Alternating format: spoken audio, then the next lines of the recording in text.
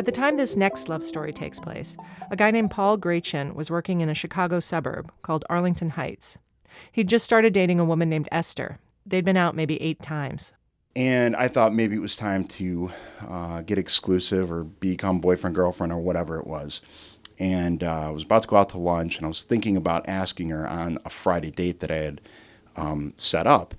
And I went out to lunch. I stopped at the store prior to hitting the deli that I normally hit.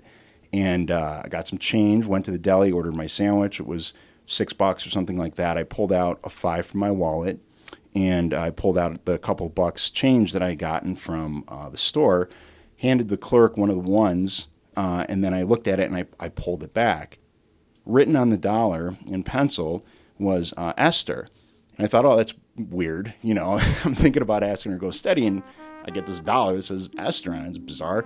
So I stuck it in my pocket, chuckled. I went to the store. I got one of those floating frames and a little piece of gold lame, and I stuck the dollar in the frame. So it was floating in the middle on this piece of gold, as if, you're going to go in a church in Italy and they had a fragment from the robe of some saint or something like that.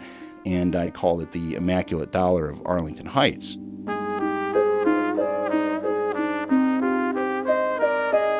So on the Friday, I asked her out, and she was, all excited, and we were all giddy. And then I said, hey, I have one more thing for you. And I gave her this frame with this dollar in it. I start unwrapping it, and he's like, it's a dollar with your name on it. And he's all like beside himself. And I just look at him like, I'm freaked out. She kind of furrowed her brow a little bit and looked concerned. And I said, is there some sort of problem? I was speechless for the first time ever. But I said, remind me to tell you something later. So, okay, I let it go, and we had a relationship, got engaged, we got married. A couple years later, we were unpacking at a new apartment that we had, and I found the frame with the dollar in it, and I stuck it up on the dresser, and she came in the room. I said, hey, you never told me about this dollar. What's the deal with that? She said, well, when I was 19, I was a cashier working in a copy shop in downtown Chicago.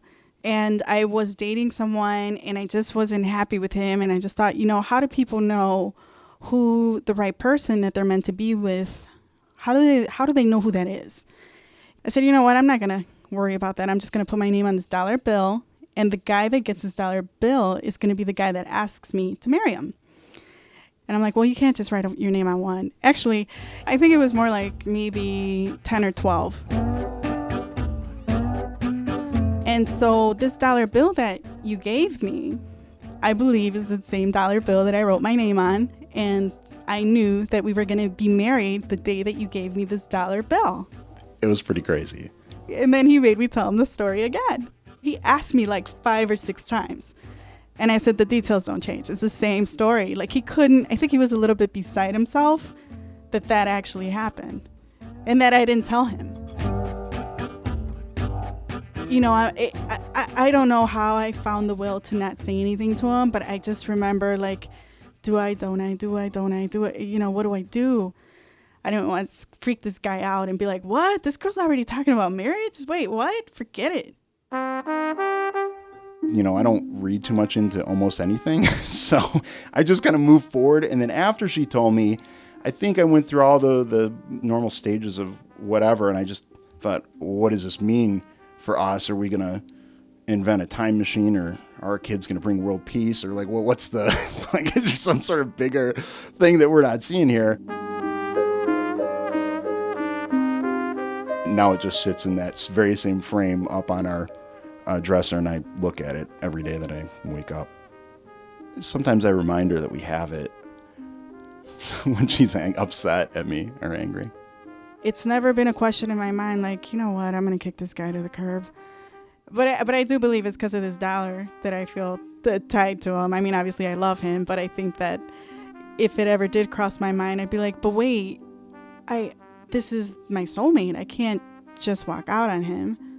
We don't even wear wedding bands. I'm like, why? I know I'm stuck with you. You got this dollar bill. I guess he could also, put it back out into the register and then be like, look, I'm cashing this in. I think it's got to go to somebody else. He could do that. Paul and Esther Grachin. They've been married for 14 years. I got $1, says I'll be your man. If you forget the fear, let me take your hand. There's a